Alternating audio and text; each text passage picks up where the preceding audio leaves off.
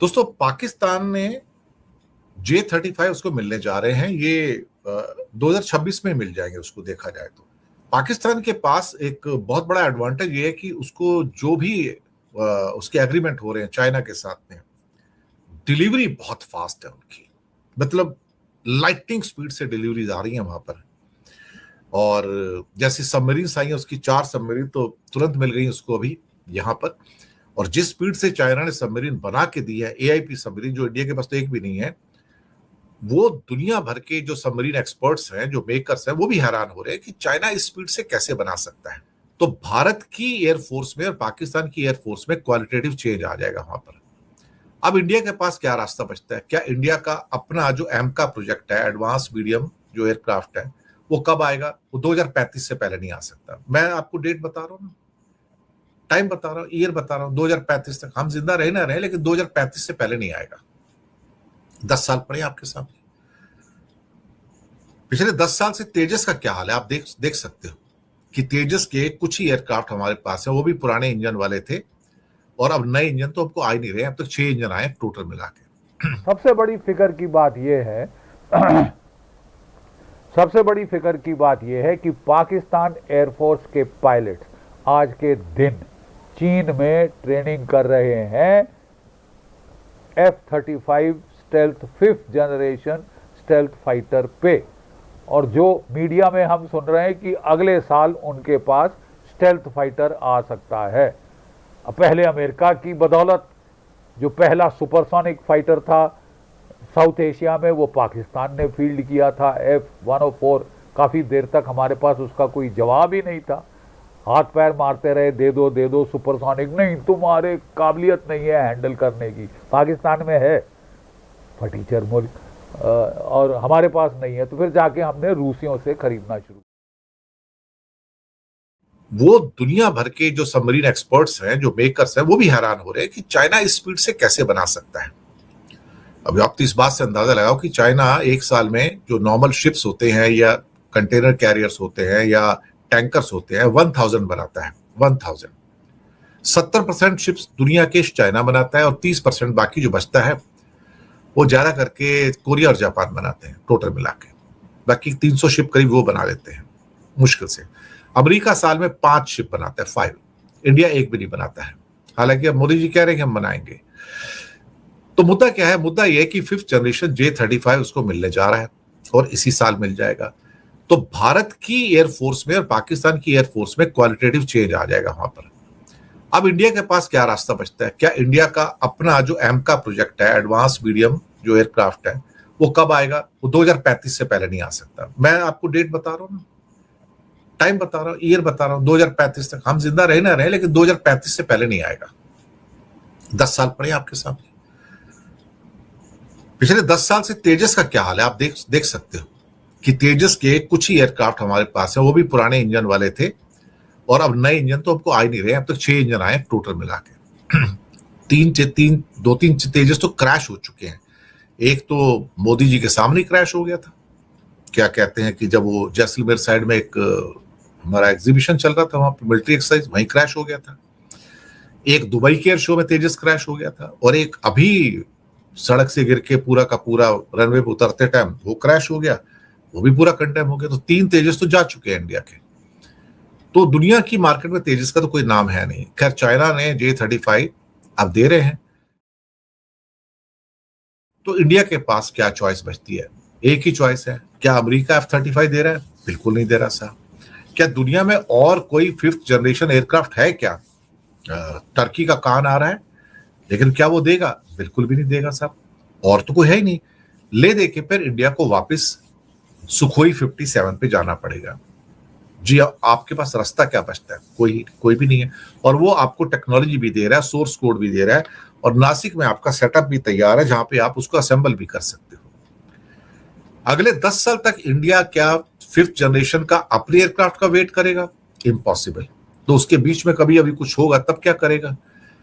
तो रशिया ने एक ऑफर अच्छी दी हुई है कि भैया ले लो। लेकिन मुसीबत यह है कि मोदी जी को डर बहुत है। वो डरे हुए हैं बहुत ज्यादा अमेरिका से कि अमेरिका क्या बोलेगा कि मैंने उससे J-35 अपना ये Su-57 क्यों ले लिया मैंने आखिरकार। इंडिया को सोचना पड़ेगा कि हमारा भला किसमें है? और जो एमका इंडिया का सारा एडवांस मीडियम कॉम्बैट एयरक्राफ्ट, वो तो आज 10 साल बाद आएगा साहब, मैं पहले बता दूं। तो आपके पास कम से कम नहीं तो 100 एयरक्राफ्ट तो हो बीच में। आप बोलते हो राफेल लेंगे, राफेल का कोई सौदा थोड़ी हुआ है। आप तो 36 लेके बैठे हो, 36 में कुछ तो नीचे गिर चुके हैं वॉर में, ऑपरेशन सिंदूर में फिर भगवान जाने कितने गिरे, लेकिन गिरे तो है ही ना अल्टीमेटली। मिनिमम 2 स्क्वाड्रन आपको करीब 36 या 40 एयरक्राफ्ट तो चाहिए होंगे ना आपको। रशिया कह रहा है भैया ले लो ले लो, लेकिन इंडिया लेने के चक्कर में नहीं है। हमारे पास ले दे के कुल मिला के शायद 28 स्टर्म स्क्वाड्रन बचे हैं टोटल मिला के। 28 में से 5-6 स्क्वाड्रन तो सुना जगुआर के हैं। अब जगुआर तो साहब 1960 के दशक का एयरक्राफ्ट है साहब, उसे कब तक उड़ाओगे? वो तो ट्रेनिंग में काम आता है। बचे 20-22, उसमें से भी 7-8 ऐसे हैं जो काम नहीं करते, एक टाइम में ग्राउंडेड रहते हैं। तो आपके पास अगर वॉर हो जाए तो आपके पास टोटल मिला के 15-16 स्क्वाड्रन बचते हैं कुल मिला के। मतलब कहते हैं लोग, ऐसे मिलिट्री आर्टिकल जब आते हैं कई बार तो पेपरों में भी ऐसे आर्टिकल आते रहते हैं, तो मुश्किल से, या कई बार इस पे टीवी के ऊपर भी या कुछ और सोशल मीडिया पे भी कई बार प्रोग्राम्स आते हैं, बताते हैं कि 15-16 से ऊपर आप रेडीनेस में आपके पास एयरक्राफ्ट होंगे ही नहीं, 15-16 स्क्वाड्रन। तो इतनी बड़ी कमजोरी के साथ इतना बड़ा मुल्क आप कैसे प्रोटेक्ट करोगे भाई? लेकिन ये सरकार का क्या है ना, डिसीजन नहीं लेना साहब। इन्होंने डिसीजन नहीं लेना कुछ भी। इन्होंने सबमरीन का डिसीजन 20 साल से टाल के रखा है। ये पहले मनमोहन सिंह पर ब्लेम करते थे कि उन्होंने सबमरीन का डिसीजन लिया। अब 12 साल तुमको हो चुके हैं ना, तुमने लिया क्या? कह रहे थे हम 70,000 करोड़ का प्रोजेक्ट है, हम जर्मनी से लेंगे। कुछ भी फाइनलाइज नहीं हो रहा साहब। पिछले कई सालों से सिर्फ बातें हो रही हैं और कुछ नहीं हो रहा है। तो क्या है कि इंडिया की जो प्रिपेयर्डनेस है, इट इज मतलब बहुत बुरी तरह से क्रिपल्ड है। एयरफोर्स के अंदर भी, आर्मी के अंदर भी, अग्निवीर इलाके, और सब नेवी के अंदर भी।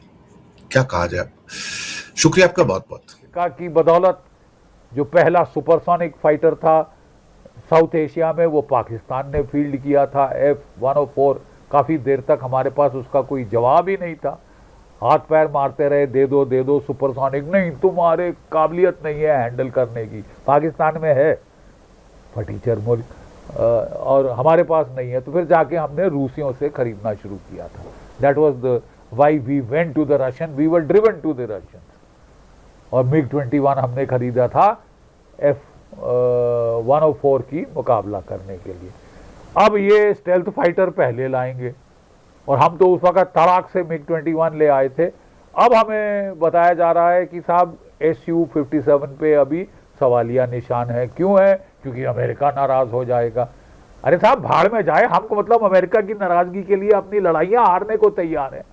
अमेरिका बहादुर को खुश करने के लिए, ट्रंप कंपनी जान बहादुर को, ये तो नया ही एक फलसफा हमने देखा है। तो मेरा तो जहाँ तक मुझे मालूम है और जहाँ तक मैं समझता हूँ, हमें लेना ही पड़ेगा। और हमारी बेहतरी है, हमारे राष्ट्रहित डिक्टेट करते हैं कि हमको इंटरिम स्टॉप गैप फाइटर लेना पड़ेगा, जो कि आपका Su-57 स्टेल्थ जेट फाइटर है। कहा जा रहा है कि ये F-35 के बराबरी का नहीं है साहब। अबे F-35 आपको कॉन्क्रीट ऑफर किसने दिया? लिखित में ऑफर कौन सा आया? ठीक है साहब। और वो कह रहे हैं टेक्नोलॉजी ट्रांसफर भूल जाओ, get lost, source code sharing और शट अप। के लिए एक बहुत अच्छी खबर आई है कि अब हमारा जो एमका प्रोजेक्ट है वो तकरीबन टेक ऑफ हो रहा है। 3 कंसोर्टियम एस्टैब्लिश किए गए हैं प्राइवेट सेक्टर में। एक है लार्सन एंड ट्यूब्रो और BEL, दूसरा है भारत कल्याणी फोर्ज और BML, और तीसरा है टाटा एडवांस सिस्टम्स और एक और कंपनी।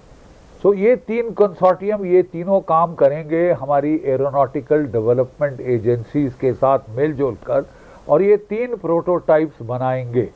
ये 5 से 7 प्रोटोटाइप बनाएंगे जो है अगले 5-7 सालों के अंदर। जो फर्स्ट टेस्ट फ्लाइट होगी प्रोटोटाइप की, वो 30 महीने में करनी होगी। ये मतलब लिखित में दे दिया गया है, स्ट्रिक्ट टाइमलाइंस। मतलब देखिए, अब ये प्रोजेक्ट, इसकी मॉनिटरिंग होगी PMO लेवल के ऊपर, क्योंकि ये चलता है, हो रहा है, हो जाएगा, कल हो जाएगा, 10 साल बाद दे देंगे वगैरह वगैरह। ये अब चल नहीं सकता, बिकॉज खतरा बढ़ते जा रहा है, चौतरफा खतरा बढ़े जा रहा है। तो ये जो कंसोर्टियम मॉडल है ये करेगा, और ये जो प्रोड्यूस करेंगे अपने प्रोटोटाइप 5 और 7, 5, 7 प्रोटोटाइप हर एक, इनके 1800 टेस्ट फ्लाइट्स होंगी, और उसके बाद जो मॉडल चुना जाएगा वो एक कंसोर्टियम को दिया जाएगा, वो एक अलग कंपनी फॉर्म करेगा और प्रोडक्शन शुरू करेगा। 2028-29 तक ये प्रोटोटाइप्स वगैरह फील्ड हो जाएंगे, और फिर आप समझिए 2030 तक जो 5 प्रोटोटाइप हैं ये 1800 फ्लाइट्स ख़त्म कर लेंगे, और सीरीज़ प्रोडक्शन जो है 2032 से 35 में शुरू होगी। 2032 से 35 में शुरू होगी। इसका मतलब जो पहले आमकाज हैं वो एयरफोर्स में आने शुरू होंगे 2035 के आसपास। 2035 ऑलमोस्ट 10 साल, मतलब 6-9 साल आप समझ लीजिए अभी दूर है। But this is the fastest that we can do. जो मार्क 1 मॉडल है उसमें होगा अमेरिकन GE414 इंजन, और यहां मेरे को एक चौंका देने वाला सवालिया निशान दिख रहा है। हम सब जानते हैं कि GE404 इंजन की क्या कहानी, दुखद कहानी हमने देखी है। ठीक है साहब, 100 GE404 इंजन के लिए $1 अरब हमने पेमेंट कर दी, और कोई आप देखिए 4 साल हो गए हैं और अभी तक हमको मिले हैं 7 इंजन।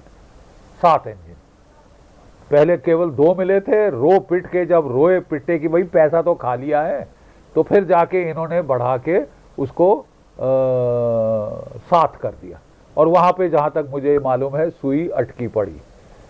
तो साहब अगर ये कहानी इस तरह डिले किया, घातक डिले करी हमारे लाइट कॉम्बैट एयरक्राफ्ट प्रोजेक्ट में, जो हमारी आत्मनिर्भरता के लिए एसेंशियल था, तो ये तो एक किस्म से साहब पीठ में छुरा घोंपने की बात बन जाती है। I hope the same story will not gate repeated with the GE414 engine.